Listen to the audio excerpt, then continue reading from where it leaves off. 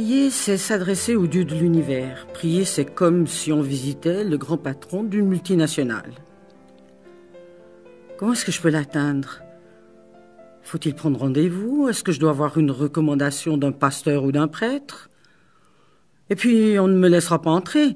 Il doit avoir des gardes du corps. Son fils a été crucifié sur une croix alors qu'il était innocent. Il doit se méfier, filtrer les gens qui vont le visiter. Eh bien non, pas de code pour entrer dans ce grand édifice de l'univers de Dieu. Les portes s'ouvrent même automatiquement dès qu'on s'en approche. Reste à savoir où se trouve le Dieu à qui on s'adresse. Au dernier étage? Mais non, il est à la réception, juste derrière la porte automatique. Il n'y a pas d'intermédiaire, pas de réceptionniste. Dieu répond personnellement.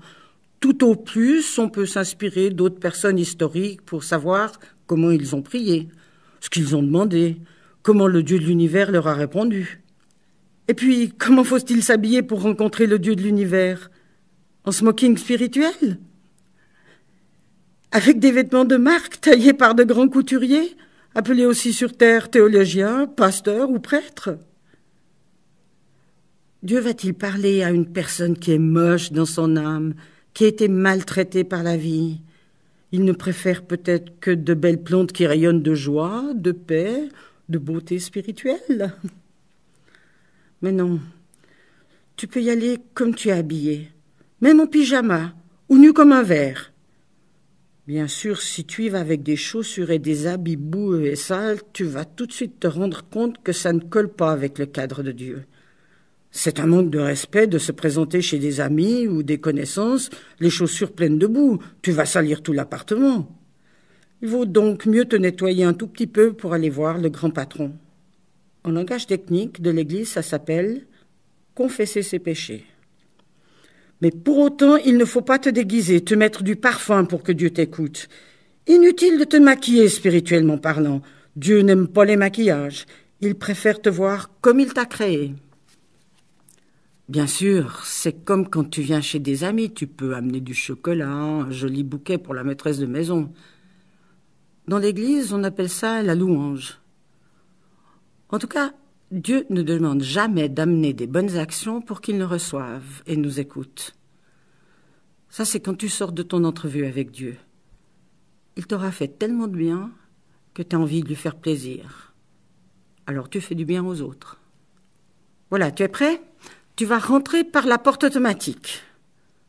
Pas besoin de t'annoncer par interphone, Dieu t'a déjà reconnu. Et rappelle-toi, c'est lui qui est à la réception. Pas besoin d'aller dans son bureau au dernier étage. Tu vas lui donner ton chocolat, des fleurs ou autre chose qui pourrait lui faire plaisir. Bon, ça c'est une image, d'accord. Tu vas le louer, déjà par le fait qu'il te reçoive comme tu es.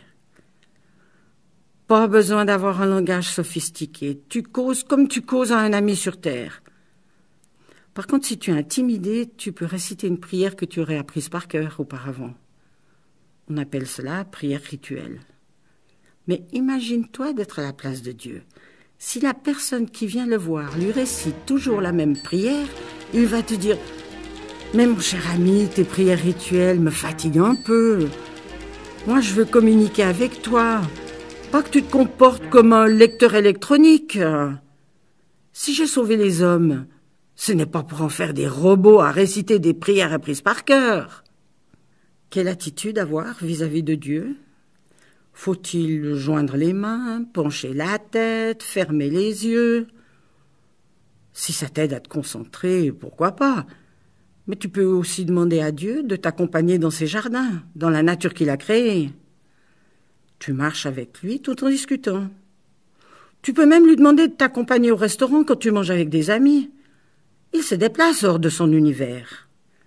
Bien sûr, si tu as des choses importantes à discuter ou à résoudre, il vaut mieux te concentrer sur l'entretien dans un endroit propice. Si tu donnes rendez-vous à Dieu, il viendra même dans une église, mais ce n'est pas obligatoire pour qu'il te parle. L'essentiel, c'est que tu puisses te concentrer. Petit conseil, même si Dieu peut se mettre à ton niveau et qu'il te parle dans ta langue et dans ta manière de comprendre le fonctionnement de la vie, lis ou écoute régulièrement le livre qu'il a inspiré et qui s'appelle la Bible. Tu comprendras plus rapidement ce que Dieu veut te dire car tu connaîtras comment Dieu pense.